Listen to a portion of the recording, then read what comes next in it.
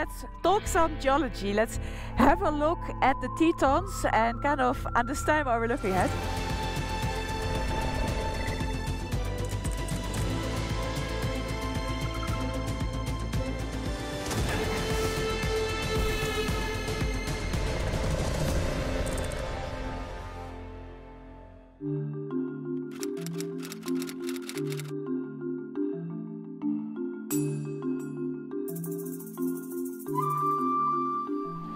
Good morning internet, it is 7:45 in the morning and welcome back to the channel.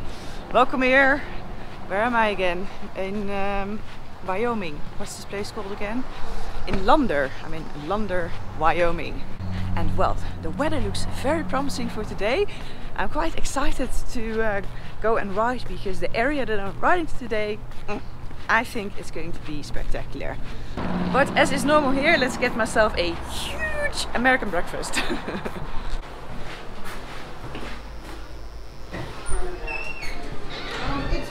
So I'm sitting in one of these booths. I don't know if you can see this. I love it. It's so American. The breakfast is as expected. It's huge. I got eggs and a lot of bacon, and then this is a French toast with syrup and a coffee. I'm gonna do my best to eat some of it, and I'll probably bring some of it with me for along the way again. But yeah, bon appetit. So the plan for today, I'm now right here in kind of the center almost of Wyoming, in Lander. And today I want to end up, let me see, I don't think it's on the map, somewhere over here I think. I want to ride through the Teton, so towards Bridgeton Teton National Forest. There's a town called Jackson. Oh, here. Oh wait, no, I'm wrong. Yeah, no, I'm gonna ride up here. This is where I want to go today, and I'm gonna stay, I think, somewhere here. So yeah, I'll be riding a little circle here down to Jackson and then back up again. That's the plan. Alaska gained a big purple sticker here, which is a off-the-road permit. I don't actually know for sure if I'm gonna need it, but it cost $15 and I could buy it just in a shop next door. So I thought, you know what, let me just buy it so I don't get myself into any unnecessary trouble. So if I end up on a trail where it's necessary, then, you know, I'm just following the rules.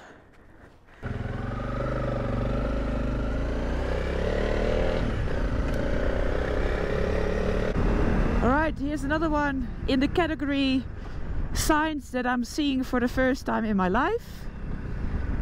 Do not approach bears on the road.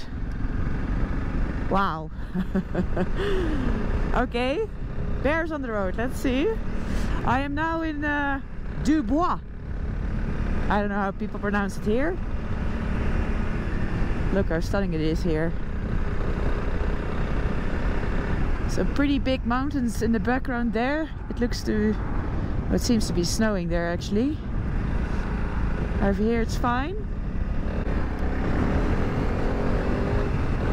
There you go, I'm crossing the Continental Divide.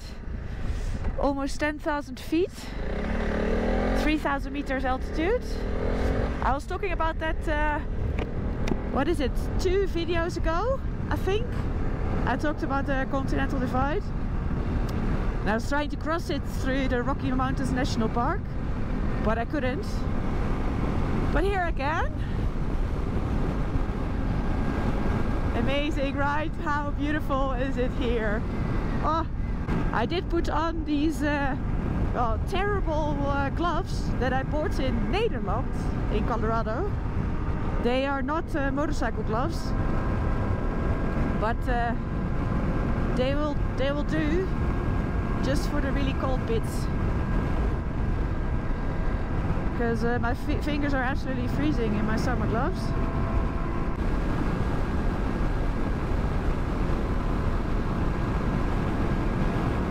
And it's starting to snow, or rain, or hail, I'm not sure. It's something cold. Let me put this on.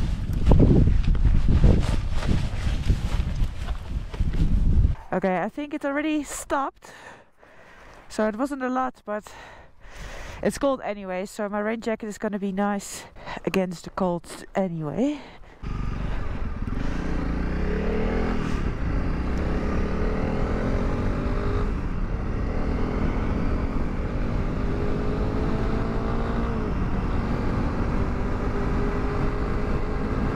The closer I get to the Tetons, the mountains, the worse the weather becomes. Oh, it's some bad weather up there. So let's see what we can find. I've come down about 700 meters, so it's less cold here, but maybe the closer I get to the mountains I'll be climbing again. Not sure.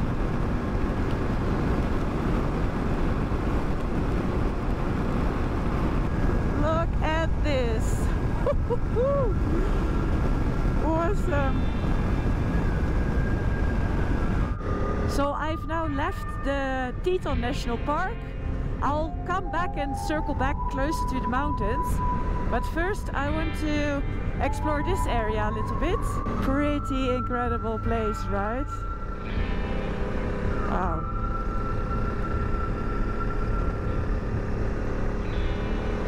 Just an amazing view on the Tetons.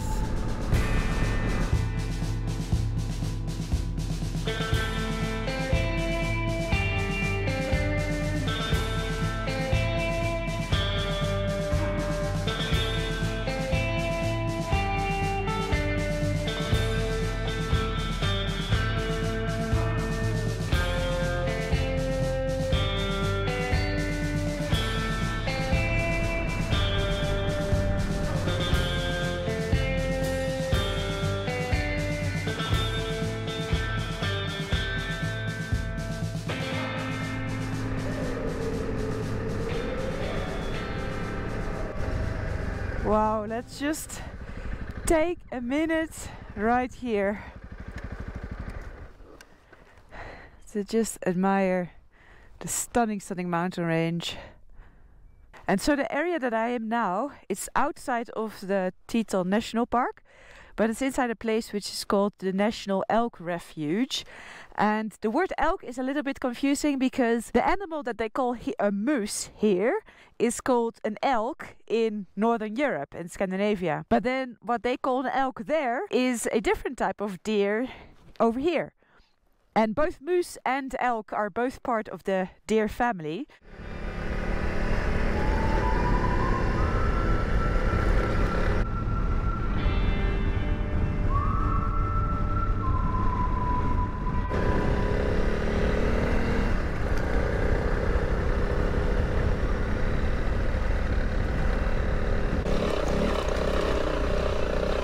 Incredible.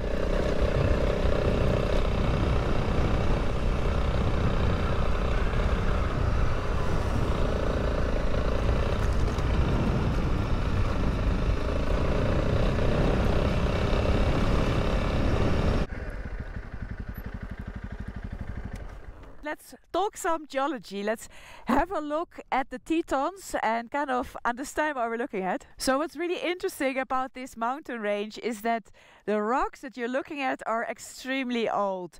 They are in between 2.7 and 2.5 billion years old.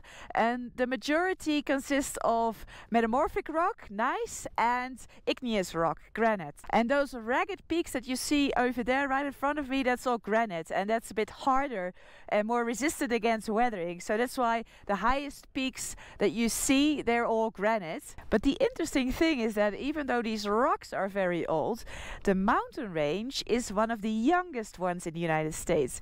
So these rocks only started to uplift about 10 million years ago. And this uplift is happening along the Teton Fault Line, which runs north to south for about 40 miles. And what happens is that one earthquake at a time, the mountains are lifted up and the valley is being dropped down. So I'm now going to ride a little bit closer towards the mountains, because at some point I think it's even possible to see the actual fault line. So I'm going to search for that now.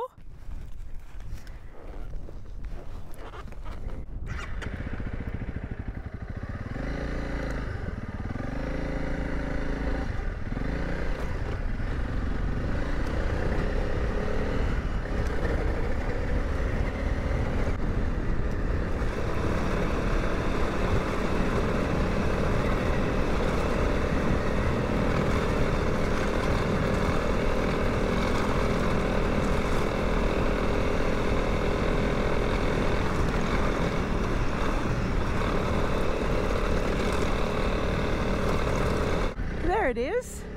There is the actual fault line. How to explain this? You see the trees down below, and then I'm not allowed to stop here, sorry, but right there in the landscape you see that the mountain starts and then suddenly there's a steep slope up. Do you see that over there? It goes like that and then up and then continues that way.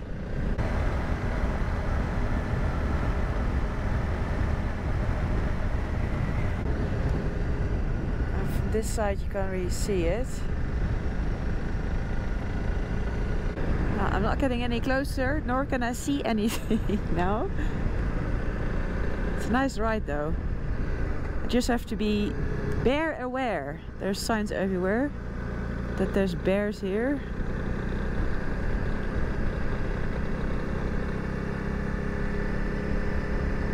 I'll just loop back, and there was a parking lot just before I started blabbing on about the fault line.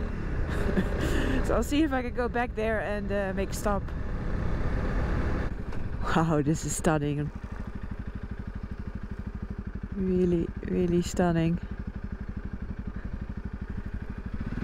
It reminds me of the mountains in Patagonia, in Torres del Paine. That was also really gorgeous.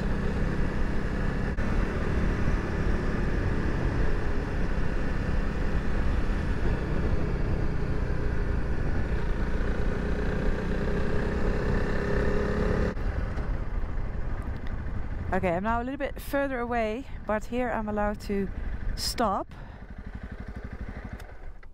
So again, the fault line is just over there, right at that steep slope. And on average, every earthquake in this area, the mountains move about 2 to 3 feet up and the valley drops in between 4 to 6 feet. So the difference becomes bigger, about 10 feet every time there's an earthquake. And the Teton Fault is actually able to produce earthquakes between 7 until 7.5 on Richter scale. So those are actually serious earthquakes, and that has been going on for 10 million years. So over time, over 10 million years, that has caused a difference of 25,000 feet. And that's only a young mountain range. So as I said before, these mountains are kind of like adolescents. 10 million years is nothing on geological timescales. If you compare it to the Rocky Mountains, they're much older. They're kind of middle-aged. They're in between, was it now 50 and 80 million years old, I believe. But then again, these earthquakes, they don't happen every day, of course.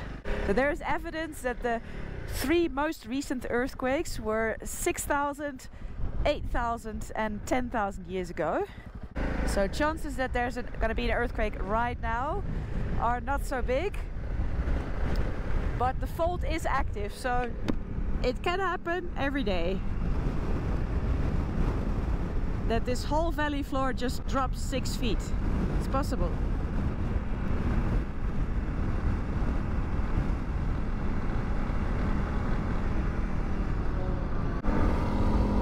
Bye, Tetons! There's another lake here. Not sure how this one's called. Time to find a place to stay for tonight, because I'm just pottering around having a great time, but it's 4 o'clock in the afternoon now, so the day is almost gone, and it's just so beautiful everywhere. What an awesome area. So, welcome on a horse ranch in Wyoming. I'm going to show you where I'm going to be sleeping tonight. Possibly one of the coolest places I've ever stayed. Look, I'm staying in this wagon. I'll show you the inside. Look, well, I have again plenty of beds to choose from. I think I'm going to go for the big one.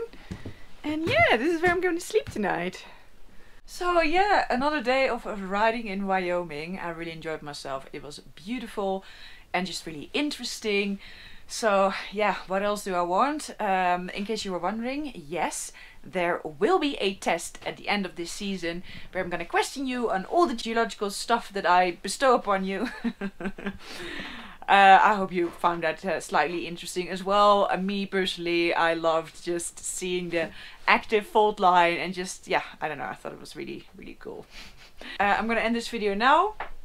That was it for today. I really hope you liked this video. If you did, please give me a big thumbs up, subscribe down below, and then I'll see you in the next video.